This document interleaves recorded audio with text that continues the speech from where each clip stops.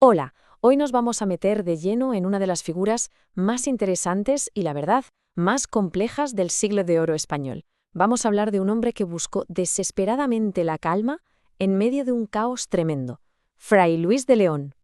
Y ojo, que este análisis es muy especial, porque va dedicado enteramente para vosotros, los estudiantes de bachillerato del Instituto Sandra Sus de Figueras. Así que espero que este viaje os lleve directos al corazón de lo que pensaba y sentía Fray Luis. A ver, empecemos con algo que seguro que nos suena a todos. ¿No se siente a veces esa necesidad de apagarlo todo? ¿De desconectar del ruido de las redes, de la presión de los estudios, de todo el lío del día a día? Bueno, pues Fray Luis de León ya en el siglo XVI sentía exactamente lo mismo. Y él le puso un nombre, el mundanal ruido. Bien, ¿cuál va a ser nuestro plan de viaje? Primero, vamos a entender bien quién era Fray Luis y la que estaba cayendo en su época. Luego nos metemos de cabeza a analizar dos de sus poemas más famosos. Y para terminar, veremos por qué lo que decía hace casi 500 años sigue siendo tan relevante. Vamos a ello. Vale, primero, un poco de contexto. Fray Luis no era solo un poeta, era casi un especialista en el arte de escapar. Y no me refiero solo a escapar de presiones físicas, que por cierto también las conoció, sino de escapar de las presiones de una sociedad súper convulsa, llena de jaleos y conflictos. Es que su vida fue una auténtica montaña rusa, de verdad. Nace en una familia de judío-conversos, lo que ya de por sí lo ponía en el punto de mira. Luego lo peta como académico en Salamanca, una de las universidades más tochas de la época. Pero claro, tanto éxito le trajo enemigos muy poderosos que consiguieron meterlo casi 5 años en una celda de la Inquisición. O sea que su deseo de retirarse y buscar la paz no era un simple capricho de intelectual. Nacía de un peligro muy real. Fíjate, lo acusaron de algo que para la época era gravísimo: traducir un libro de la Biblia a la lengua del pueblo, al castellano, sin permiso. En un mundo controlado por la Inquisición, defender el conocimiento así era un acto de valentía que te podía costar la vida. Y aquí llega la anécdota que es que define su carácter a la perfección. La leyenda cuenta que, después de pasar casi 5 años en la cárcel, vuelve a su cátedra en la universidad, mira a sus alumnos y retoma la clase exactamente donde la dejó, diciendo: «Decíamos ayer».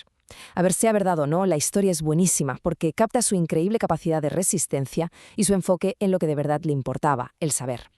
Y claro, todo esto tenía que salir en su poesía, ¿no? Pues vamos a verlo. Su oda a la vida retirada es, básicamente, su manifiesto, su declaración de principios.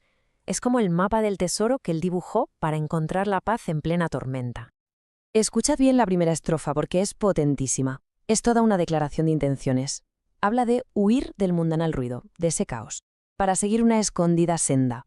Ese es el camino que, según él, solo unos pocos sabios han encontrado. La búsqueda de una vida auténtica, ¿no? Lejos de las apariencias y el postureo. Si lo desgranamos un poco, vemos que es una idea súper actual. El mundanal ruido de entonces son las distracciones de ahora, las notificaciones, la presión social, y la escondida senda es ese camino más personal, más introspectivo, hacia lo que de verdad importa. La idea, como veis, es totalmente universal. Claro que esta idea no se la inventó Fray Luis de la nada, ¿eh? Él estaba recuperando un concepto clásico que viene de los romanos, del poeta Horacio, el Beatus Sile. Esa idea de que la verdadera felicidad está en la vida sencilla del campo, lejos de la ambición, del poder y del caos de la ciudad. Un tema recurrente en la literatura, vamos. Así que el poema, en el fondo, nos da una receta muy clara. No se trata solo de quejarse y escapar, sino de construir activamente una vida diferente. Una vida basada en el contacto con la naturaleza, en la soledad elegida, que no es lo mismo que estar solo, en la sencillez y, sobre todo, en liberarse de esas pasiones que al final nos acaban esclavizando. Pero Fray Luis no era un iluso, también era un hombre muy realista. Si en la Oda a la vida retirada nos pinta un ideal de vida, en otros poemas se enfrenta a una verdad mucho más agridulce, que todo en esta vida pasa, que todo es temporal. Y eso nos lleva de cabeza a su segunda gran Oda. Y aquí, bueno, aquí el tono cambia por completo. Pasamos de ese idealismo sereno a una reflexión bastante más melancólica sobre lo rápido que pasa el tiempo y lo fugaz que es todo, usando la llegada del otoño como una gran metáfora. Fijaos en las imágenes que usa, son brutales. El campo recoge su hermosura, como si guardara un tesoro que se acaba. El cielo mira con luz triste. Es el otoño, claro, pero como metáfora de la vejez, de la decadencia. La belleza del verano, como la juventud, se va y no vuelve. Es que este poema es, en realidad, como una carta a su buen amigo Grial. Y el mensaje es urgente y claro. Oye, si todo lo material se marchita y desaparece, ¿qué demonios nos queda? Y la respuesta de Fray Luis es el conocimiento, los estudios nobles. Es una llamada a dedicar la vida a lo único que de verdad perdura, aunque él mismo admite que es un camino súper difícil, un vuelo en el que él mismo se ha quebrado las alas. Y con todo esto sobre la mesa llegamos a la pregunta final. ¿Qué nos puede decir un fraile agustino del siglo XVI a nosotros, en pleno siglo XXI? Pues, sorprendentemente, mucho más de lo que parece a simple vista. Esta frase creo que es el corazón de todo su pensamiento. Vivir quiero conmigo.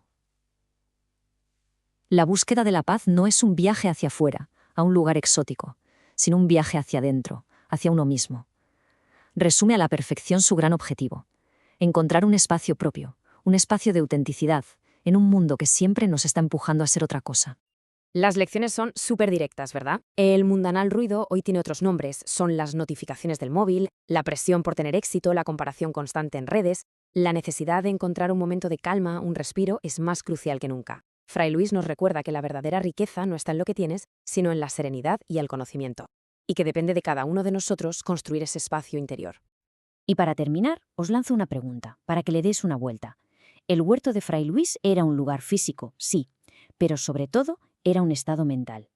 En nuestro mundo, que es digital, que va a toda velocidad, ¿cómo podemos cultivar ese espacio de calma y de autoconocimiento? ¿Cuál es o cuál podría ser nuestro propio huerto interior? Ahí lo dejo.